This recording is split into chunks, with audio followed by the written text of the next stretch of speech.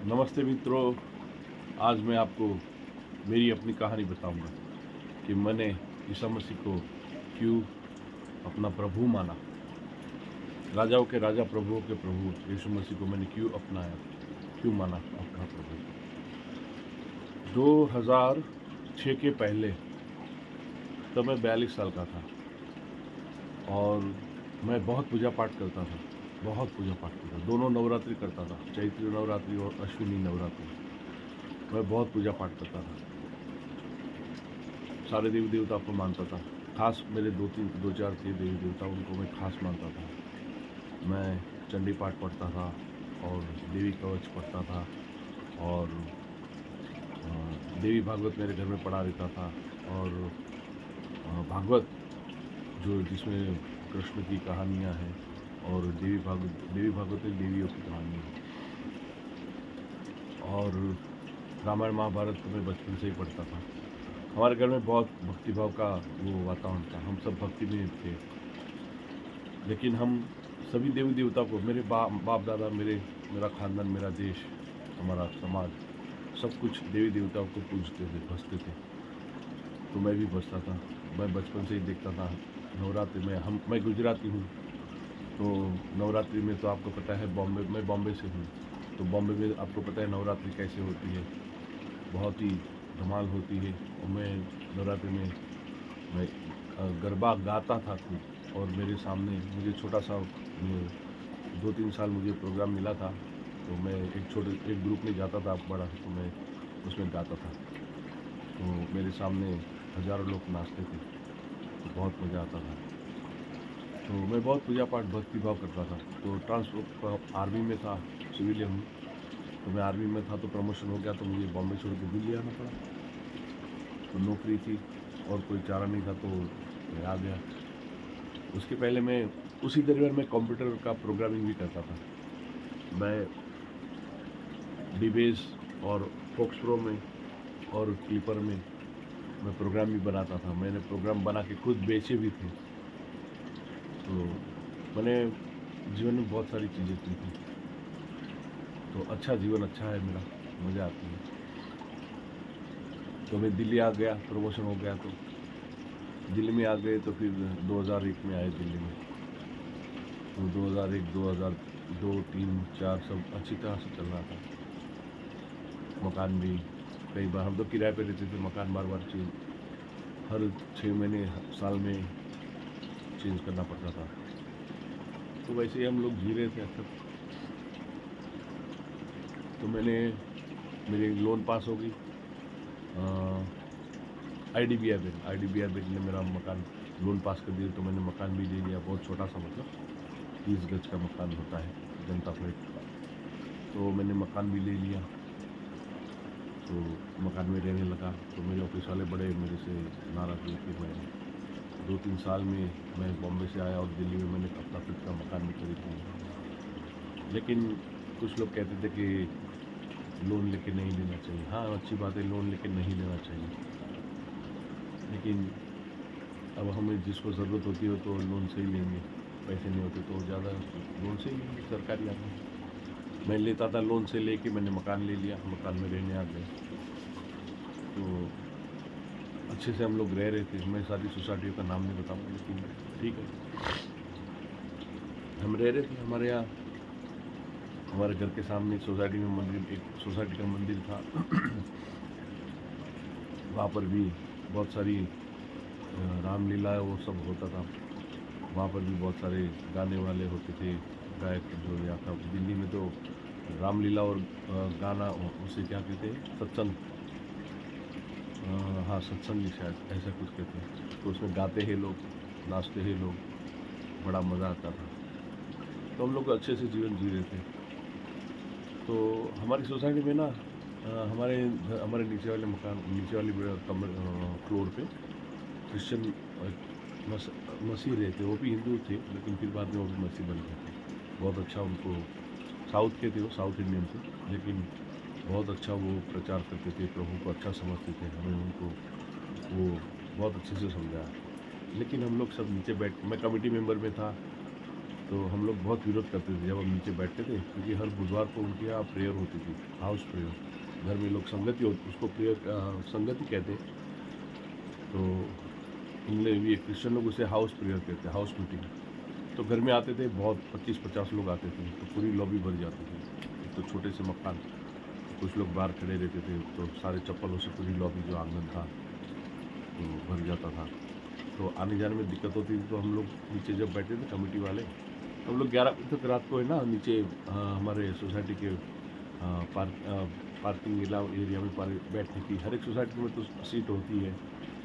तो कांग्रेस वाले तब तो महाबल मिश्रा भी थे कांग्रेस के, तो उन्होंने सीट बैठने वाली सीट बना दी थी, लगा दी थी।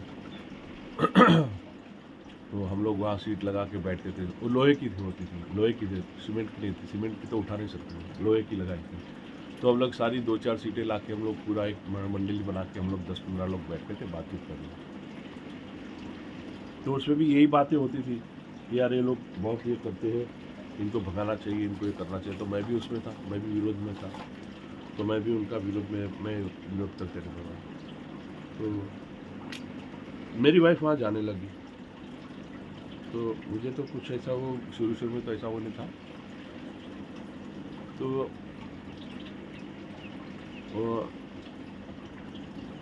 एक बार हुआ यूँ कि कुछ बाहर से कोई स्पीकर आए थे, वो जो चर्च में जो होते हैं, जो गेस्ट को कोई बोलने वाले होते हैं अच्छे से ज्ञानी लोग, तो उनको बुलाए थे। तो वो आए थे, तो मेरी वाइफ वहाँ गई थी। तो किसी के यहाँ कोई चर्च था, वही गई थी। तो मैं और मेरा बेटा तब था 5वीं-6वीं में था शायद, हाँ। और मेरी बेटी, वो बेटी मेरी 2-3 साल की होगी। तो माँ बेटी दोनों गए। ये हो गया रात को 8 बज गए, 9 बज गए, 10 बज गए, 10:30 बज गए। हम यहाँ पर मैं तपते जा रहा हूँ, गुस्सा मेरा तपते जा रहा है, अब तक आई नहीं। और 11:30 बजे, 11:30 पौने 12 बजे उसे बेल ठोका। और मैं बिना खाए पिए मैं बड़ा लाल गर्म गुस्से से लाल हो रहा था, तब गया था मेरा दिमाग। मेरे बेटे से भी मैं थोड़ा गुस्सा कर रहा था। तो मेरी वाइफ आ गई, दरवाज़ा ठोका उसने, और मैं बड़ा गुस्से में था। मैंने जैसे दरवाज़ा खोला, मेरी बेटी को मैंने अंदर ले लिया, और मेरी वाइफ को मैंने धक्का मार के बाहर फेंक दिया, भाग गया से गुस्सा बन गई थी। ये कर दिया, वो कर दिया। मैं उसको बुरा भला बोल के दरवाज़ा बंद कर दिया। वो बाहर, घर के बाहर, रात को 11:30 पौने 12 बजे 3rd फ्लोर पे। रात को आपको पता है कि यहाँ तो दिल्ली में 10 बजे के अंदर सब अपने अपने घरों में रहते हैं, या तो सो जाते, या तो टीवी देखते, या तो और कुछ होता है। और 11:30 बजे तो आपको कोई जागता हुआ, तब ये टीवी का इतना माहौल था, लेकिन इतना नहीं था। 11:30 बजे के बाद लोग सबका सो जाना ही हो जाता है। 2006 की बात कर रहा हूँ। तो मेरी वाइफ बाहर बैठी थी और बार बार ठोक रही है। मैं उसको डांट रहा हूँ, नहीं ठोकना, बच्चे रो रहे हैं, मेरी बेटी बेटा। मेरे बच्चों को भी मैंने डांट दिया, चुप रहो नहीं तो तुमको फेंक दूंगा मैं ऐसे। तो बच्चे भी बेचारे चुप रह गए, बेटी भी चुप। लेकिन थोड़ी देर बाद बेटी करके रो रही थी, बेटा भी, वो भी बेचा, वो तो लड़का है तो कुछ ज़्यादा रोएगा नहीं, लेकिन वो भी डरा सा, माँ पापा छोड़, पापा मतलब चुप रहे। तो मैं उनको डांटा, इतना गुस्सा आ गया था मुझे। तो बाद में आधा घंटा हो गया होगा, 12 बजे, 12:15 बजे होगा पता।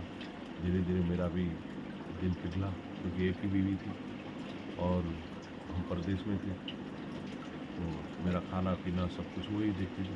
बीवी का तो कोई समस्या नहीं थी, लेकिन बस वही समस्या आती थी कि वो गई और इतनी लेट आई, मेरा कोई ख्याल नहीं किया, तो ये कर दिया।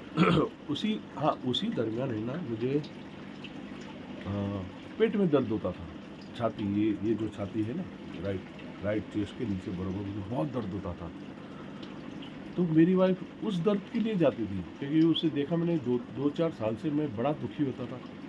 और मुझे दर्द ऐसा होता था कि मेरा ये जो पेट है ना, ये पेट, छाती का नीचे वाला हिस्सा, ये पूरा टाइट हो जाता, एकदम टाइट, और ऐसा टाइट हो जाता था, वो दब के एकदम ऐसा एकदम ज़बरदस्त, मेरी दोनों हाथ दोनों उंगलियां जो है ना ये इतना सा हो जाता था मेरा पेट। मैं उसे ऐसा खुद महसूस कर सकता था। तो वो देख के डर जाती थी, बच्चे भी डरते थे कि पापा को यार क्या हो रहा है। तो वो होता था। तो मैं कई डॉक्टरों के पास गया, ये क्या वो, तो वहाँ कोई इतना वो नहीं था। तो मेरी वाइफ आ गई, वो मेरे लिए मेरे पीरियड के लिए जाती थी और मुझे इतना पता नहीं था कि तो फिर बाद में वो उसने मुझे बोला कि मैं आप ही के लिए तो जाती थी, आप ही के पीरियड के लिए, तो आप आपके पीरियड के लिए खास गई। अरे वो बोला, अरे बाप रे। मैंने दरवाज़ा खोल के तुरंत उसको अंदर ले लिया। मैं बोला तो मेरे लिए गई थी, मुझे पहले क्यों नहीं बताया। तो बोला आप बोलने का मौका कहाँ देते। बोला ये बात भी है। तो मैंने सॉरी बोल के उसको अंदर ले लिया और मेरा दर्द बढ़ते हुए मैंने डांटा मेरी वाइफ को, भाई अगली बार नहीं जाना, ये नहीं, मुझे कोई नहीं जाना, ये नहीं। मैं उसी करके मैंने अंदर लिया, फिर मैंने उसको अंदर ले लिया। बस उस दिन के बाद मेरा दर्द बढ़ गया, मेरा दर्द बढ़ने लगा, बहुत ज़बरदस्त दर्द होता था। ये तो मुझे पता नहीं था ये क्या है। बाद में हम लोग उसी दरमियान है ना, हम वहाँ पहुँचे, शिरडी गए। मुझे सबसे लास्ट में मेरा जो विश्वास आया था साईं बाबा के ऊपर। तो साईं बाबा को मैं शिरडी गया, शिरडी गया, हम एक हफ्ता शायद शिरडी रुके। तो जैसे ही पहले दिन हम शिरडी पहुँचे, पहला दिन, दूसरे दिन जब हम 10-11 बजे जब मंदिर में बैठे थे, वहाँ तो शिरडी में ही वही होता था। आप शिरडी जाओगे तो ज़्यादा क्या है, यहाँ वहाँ घूमोगे तो फिर घूमना हो जाता, फिर बाद में आप मंदिर में बैठते हो। तो मंदिर में बैठा साईं बाबा के साथ, फिर मंदिर तो आप बातचीत करते ही रहते हो, बच्चे खेलते थे, मैं बातचीत करता था। उसी समय उसी वहीं पर ही मेरे पेट में दर्द शुरू हो गया, मेरे पेट में फिर से दर्द शुरू हो गया और वहीं पर ही पेट एकदम टाइट हो गया और एकदम पतला सा हो गया। तो मेरी कमर उस समय होगी 34 की होगी, 32 की होगी, अभी तो 34 की है, 34-36 की। तो उस समय मेरी 32 की थी, तो 32 की होकर मुझे लगता है 26 की हो जाती है। एकदम पतले लड़के जैसे एकदम छोटी सी पतली, मेरे हाथों में आ जाता था मेरा पेट। और मुझे बहुत दर्द होता था। मैं वही बोला, साईं बाबा यार आपके मंदिर में, और मैं आपके पास आया, आप तो सबको ठीक कर देते हो, तो मुझे भी। और मेरे घर में साईं बाबा की बहुत सारी किताबें थी, उनके भजन, मज़ा आता था उनके सारे भजन सुनना सब। तो मैं सुबह से ही लगा देता था घर में, और मेरी पूरी सोसाइटी सुनती थी मेरे भजन को, जो गाने में लगाता था। सुबह 6 बजे से ही लगा देता था। तो वो मैं साईं बाबा को बोला ऐसा ऐसा है। तो फिर हुआ, तो थोड़ी देर में मेरी वाइफ को बोला चलो यहीं के डॉक्टर को दिखाते हैं। मैं पहली बार मुझे वहाँ डॉक्टर के पास जाने का वो ये हुआ। तो वहाँ डॉक्टर के पास गए, बगल में एक डॉक्टर थे गली में, मार्केट के अंदर। तो नाम तो नहीं पता मुझे, कुलकर्णी था शायद कुलकर्णी था, डॉक्टर कुलकर्णी। वहाँ गए उनके पास, उनको दिखाया, तो उन्होंने बोला कि उन्होंने दवाई दी और मुझे बोला कि आप एक काम करो, आप तो यहाँ के ना, आप दिल्ली के हो ना, आप अभी जाओगे तो दिल्ली जाके फिर आप है ना इसका अल्ट्रासाउंड करवा लेना। तो मैं बोला क्यों, ऐसी क्या बात है। उन्होंने कुछ बताया नहीं, तो बोला है आप करवा लेना, उसको पता चल जाएगा। क्योंकि उसको पता था कि हम 2 दिन के लिए आए हैं, अब 2 दिन रह गया, हमारे 2 दिन के बाद हमारा जाना था, तो ज़्यादा वो कर नहीं पाएंगे। तो उन्होंने मुझे दवाई दी और गोली दी, वो लेके फिर उससे मुझे थोड़ा राहत महसूस होता था। तो लेकिन दिन में एक बार तो पेट में दर्द होता था, वो वाला टाइट वाला तो नहीं था, लेकिन थोड़ा दर्द तो महसूस तो होता था कि यहाँ कुछ ज़बरदस्त एकदम ऐसा जलता था कि जैसे कोई जलता हुआ सरिया किसने लगा दिया हो, या तो फिर एसिड हो, या तो फिर किसने आग लगा दी हो पेट्रोल डाल के। और ऐसा मुझे वो ऐसा जलन होता था यहाँ पर चेस्ट के नीचे। तो फिर हम दिल्ली आ गए तो फिर हम अपने ही में जी रहे थे, लेकिन वापस हफ्ता 15 दिन में वो दर्द हुआ। तो फिर और इतना ज़बरदस्त दर्द हुआ कि मुझे ये घुटने लेके ऐसे दबा के बैठना पड़ता था मुझे, छाती से दबा के बैठे रहना पड़ता था। ऑफिस में जाता था, ऑफिस में भी दर्द होता था, तो ऑफिस में जैसे तैसे मैं निकाल लेता था। ऐसा मेरी आवाज़ पूरी बंद हो जाती है, बस ऐसे ही मेरा होता था, मैं बोल भी नहीं पाता, इसी तरह हो जाता था। और चेस्ट पूरा सांस ऐसा एकदम कोई दबा रहा है ऐसे लग रहा था। हाँ, उसी दरमियान ऐसा हुआ कि मैं रोहिणी में एक हनुमान जी के भक्त थे। तो हम नीचे बैठते थे सोसाइटी में, तो उन्होंने मेरा एक दोस्त था, तो उन्होंने बोला यार तुम्हें ये हो रहा है, तुम्हें किसने कुछ कर दिया होगा, कोई कुछ उपली हवा होगी। तो उपली हवा, यहाँ उपली हवा कहते हैं। यानी कि किसी ने जादू टोना किया होगा। तो मैं उसी बात में बोला हाँ यार बात तो सही है, तब तो मैं ईसा मसीह को जानता ही नहीं था। तो बोला यार तू एक काम कर, हमारे यहाँ रोहिणी में के ना हनुमान जी के भक्त है, वो सबको ये ठीक कर देते हैं, तू भी चल वहाँ पर आ जा, कोई खर्चा वर्चा नहीं होगा। सुबह 7 बजे 6-7 बजे आते हैं और बहुत लंबी लाइन होती है। बोला 11 बजे तक वो देखते हैं सबको और ये हम वहाँ ये हो जाएगा। तो बोला ठीक है। तो हम लोग गए सुबह 6-7 बजे। तो मेरे पास भी बाइक थी, तो हम दोनों बाइक लेके चले गए और वहाँ पर जब पहुँचे तो देखा तो हाँ नंबर लगा हुआ था मेरा, करीबन 7-8वां नंबर था और मेरे पीछे भी देखा तो बहुत लंबी लाइन होगी। हम जल्दी पहुँचे थे। तो वहाँ उन्होंने बोला कि हाँ भाई अगली बार जब आओगे, उन्होंने चेक किया, बोला हाँ, और हनुमान जी से उन्होंने बात की और मुझे भेज दिया, हम चले आए। मुझे बोला अगली बार आओगी तो एक मटका ले आना, 5 फल और 5 फूल ले आना। बोला ठीक है। तो दूसरी संडे था या क्या था, तो वहाँ बुलाया तो हम लोग गए संडे वही सुबह वही के टाइम। तो जब मेरा नंबर आया तो फिर उन्होंने पानी का मटका जो छोटा था मटका नीचे रखा और उसके अंदर पानी डाला और उसने मुझे खड़ा कर दिया। मैं उसके पास खड़ा रह गया। तो उन्होंने मेरे ऊपर से खुपरी घुमाई, ऐसे कोई खुपरी घुमा के उस ओल्ड पानी में डाली। बोला आपको कुछ दिखता है उसमें? बोला मुझे तो कुछ नहीं दिख रहा है, मैंने देखा उसको ध्यान से, ऐसे आपके सामने तो मैं ज़्यादा जल्दी बोल रहा हूँ। तो मैं बोला ना मुझे तो कुछ नहीं दिख रहा है। तो उन्होंने खुपरी डाली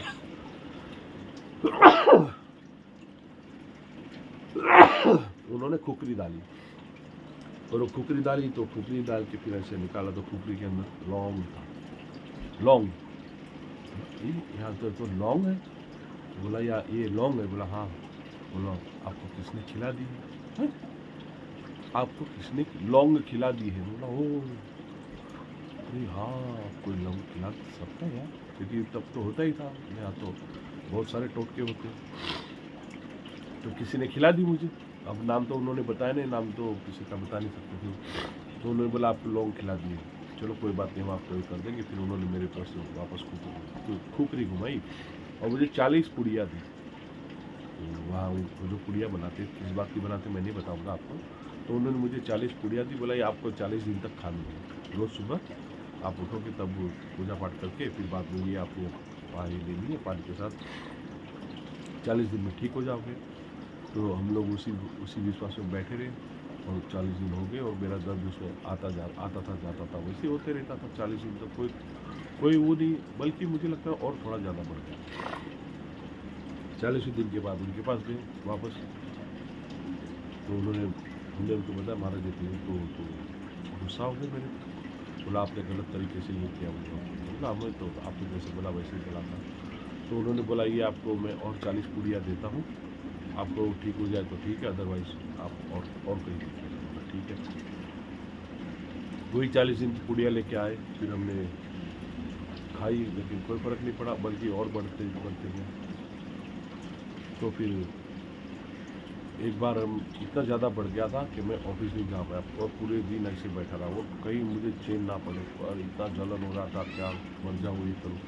मैं उसी दरमियान आत्महत्या करने की भी सोचता था, क्योंकि मैंने बैंक लोन भी ले रखी थी और मेरे पास कर्जा भी था। तो मकान खरीदा था लोन पे, और दूसरी लोन जो मिली थी, हाँ पर्सनल लोन, वो मैंने शेयर मार्केट में पैसे उड़ा दिए। उड़ गए, उड़ा नहीं दिए, उड़ गए। आपको पता है शेयर मार्केट क्या चीज़ है।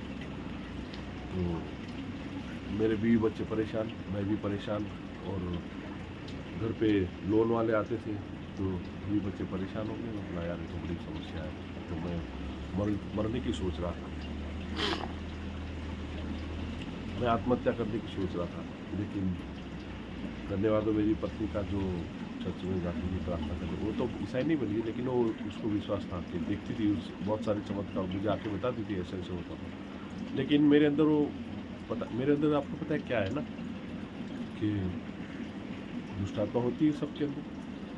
जो ईसा मसीह का विरोध करते हैं तो वो व्यक्ति नहीं करता, वो व्यक्ति के अंदर वो जो कुछ होता है, विचारधारा होती है, सब कुछ बहुत सारी चीज़ें होती है, वो नहीं हमें यीशु मसीह को नहीं मानने देते। मैं भी विरोध करता था। तो मेरी वाइफ बहुत भक्तिभाव वाली थी, मेरी भी भक्ति करके भी और जीसस की भी, और मेरे पूजा पाठ को भी हो। हम तो हरिद्वार गए थे, और ये बाप रे, हरिद्वार की मैं कथा बनाऊंगा, बाप रे, नहीं बता सकता हूँ। मैं अगर हरिद्वार ना गया होता ना तो आज तक मैं टिका रहता, लेकिन वो सब कुछ नहीं हुआ। तो फिर वो मुझे बढ़ गया दर्द। तो एक दिन इतना बढ़ गया कि मुझे ना उठा के, बीवी बच्चे मुझे उठा के सुबह डॉक्टर के पास ले गए। तो उस डॉक्टर के पास गए तो हमारे बगल में ही थे डॉक्टर, नाम नहीं बताऊँगा मतलब। तो उनके पास गए तो डॉक्टर ने मुझे देखा, चेक किया और मुझे बोला कि दवाई दी मुझे, बोला आप अगली बार है ना, अब एक काम करो, उसका अल्ट्रासाउंड ले आओ। अब अर्जेंट, बहुत अर्जेंट है, आप अगर नहीं लाओगे तो बड़ी दिक्कत होगी। तो मैं भी डर गया। तो हमने तुरंत वहाँ से निकल के अल्ट्रासाउंड में गए, अल्ट्रासाउंड का निकाला। तो उन्होंने 2-3 दिन के बाद मुझे रिपोर्ट दिया। तो रिपोर्ट आई तो मैंने उनको पूछा क्या है, तो उन्होंने कुछ, आप डॉक्टर बताएंगे। बोला ठीक है। तो डॉक्टर के पास आए तो डॉक्टर को बताया, तो डॉक्टर को देखा, बोला भाई साहब आपको गॉल ब्लैडर में स्टोन, पथरी है, पर गॉल ब्लैडर में स्टोन है, पथरी पथरी। मैं बोला हाँ, तो फिर? तो बोला वो आप ऑपरेशन कराओ, नहीं तो 8.5 mm की थी उस समय, आप उसको नहीं कराओगे फट जाएगी, आप मर जाओगे। बाप रे, मैं तो डर गया। मैं, मेरी वाइफ और हम दोनों डर गए, बच्चे भी थे। अब हम तो चारे ही जाते थे क्योंकि बच्चे छोटे घर में तो छोड़ के नहीं जाते। तो बस डर गए, मैं भी डर गया। मैं बोला ऑपरेशन ठीक है करवा लो। तो बोला आपको 25,000 जमा करना पड़ेगा। तो बोला ऑपरेशन कहाँ होगा? बोला यहीं पर करवा, बगल में नर्सिंग होम है तो वहाँ करवा देंगे, मेरी जान पहचान है, तो लेकिन आपको 25,000 जमा करना पड़ेगा। अरे बाप रे।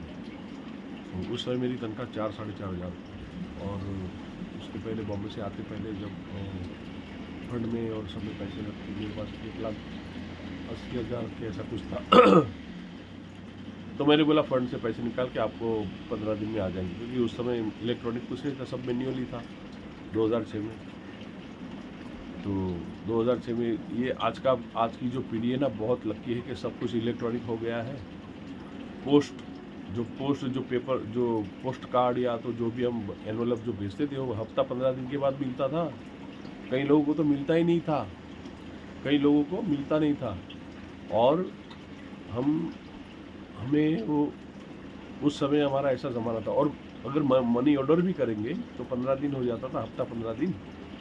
उस समय इलेक्ट्रॉनिक वायर, वो जो आंगड़िया कहते हैं, आंगड़िया प्राइवेट वाले, तो हमारे गुजरातियों में बिजनेसमैन होते हैं, तो वो बिजनेस वाले जो है ना, हर एक सिटी, हर एक कंट्री में उनके उनकी साठगांठ होती है, उनकी अपनी पार्टी होती है। तो यहाँ पर पैसे जमा करो तो आपको वहाँ मिल जाएगा। तो वो हमने उसके थ्रू से भी पैसे भेजे थे, मेरे साले को, उनको सबको कई बार भेजे थे, भाइयों को मील मंगवाए थे। तो ऐसा होता था, लेकिन वो भी मिल जाता था, हफ्ता लगता था। तो और उस ज़माने में मोबाइल फ़ोन नहीं था। सबसे बड़ी बात है, आज की पीढ़ी वाले बच्चे जो है, नया जनरेशन कितना लकी है, उनके पास मोबाइल फ़ोन है, उनके पास लाइट है और इंटरनेट है, सब कुछ है। सबसे बढ़िया जो बात है कि सबके आज के लोगों के पास इंटरनेट है, और इंटरनेट की वजह से दुनिया इतनी तेज़ हो गई है। आज से 15 साल पहले, जो 2000 के पहले की जो बात है, उस समय की जो लोग हैं उनसे पूछिए कि कैसी हालत थी 1990, 1980। तो उन लोगों का जीवन ऐसा था कि बाप रे, बहुत ज़बरदस्त। ऑफिस में जो काम करते थे उस सब पे टाइपराइटर में, हम लोग टाइपराइटर में काम करते थे। तो 1 लेटर अगर 5-10 कॉपी निकालनी होती तो 2-3 बार लेटर टाइप करना पड़ता था। और उसमें अगर कोई भी अगर मिस्टेक हो गई तो हमें एक वाइटनर आता था, वाइटनर लगा के करना पड़ता था। और कार्बन पीछे, हर एक के पीछे कार्बन लगा के हम लोग टाइपिंग का काम करते थे। आज की पीढ़ी कितनी लकी है कि एक ही लेटर आप 50 क्या 1000 बार टाइप कर सकते हो आप। और क्या नाम, कट एंड पेस्ट करके आज सारा काम हो जाता है। अब तो इस मोबाइल फ़ोन में ही आप कुछ भी बोलो, ट्रांसलेशन हो जाता है। मेरा वीडियो अगर कोई विदेश में भी देखेगा तो उसको ये कैप्शन मिलेंगे, आपको कैप्शन मिलेगा। तो आप कैप्शन में आप अपनी लैंग्वेज में ये सुन सकते हो। कोई गुजराती सुनना चाहते हो तो कैप्शन लगा देंगे तो उसको गुजराती में कैप्शन मिलेगा। कोई मराठी होगा तो उसको मराठी में कैप्शन मिलेगा। कोई बंगाली, कोई सिंधी, कोई भी हो, इस जगत के कोने में कोई भी लैंग्वेज हो, उसको अपने कैप्शन मिलेंगे। तो यहीं पर आपको ये कैप्शन यहाँ पर मिल जाएंगे। तो आप कैप्शन ऑन कर दो, अपनी लैंग्वेज आप देख सकते हो, सुन सकते हो। तो मैंने उनको बोला कि भाई पैसे का तो ऐसा ऐसा है। बोला आप अगल बगल मांग लो किससे। बोला ना भाई मैं और किससे नहीं मांग सकता, क्योंकि मेरी हालत ऐसे ही पहले से ही कर्जे में डूबी हुई है और बैंक वाले घर पे आते हैं, तो मैं नहीं कर सकता। तो उन्होंने बोला चलो कोई बात नहीं, तो फिर एक काम करो, आप मंदिर मस्जिद में जाओ, कोई दोरा धागा बनवाओ, तावीज़ बनाओ, वो पहनो, मंत्र मुंत्र। मैं बोला मैं खुद बनाता था, क्योंकि मैं तो आपको पता है मैं देवी भक्त था, हनुमान जी का भक्त था, गणेश जी का भक्त था। मैं लाख लाख जाप करता था, 1 लाख 1.25 लाख जाप करता था। हर रोज़ सुबह उठता था 4 बजे, 4-5 बजे उठता था और मैं 2 घंटा में जाप करता था। मेरी टांगें दर्द हो जाती थी। 6-7 बजे मुझे तैयार होकर ऑफिस जाना पड़ता था। तो मैं जहाँ भी जाता था तब श्री यंत्र आता था, श्री यंत्र, स्फटिक श्री यंत्र। स्मृति ईरानी जी है ना, वो खुद एडवर्टाइज करती थी स्मृति ये श्री यंत्र की। तब ज्योतिषाचार्य नाम की किताब आती थी।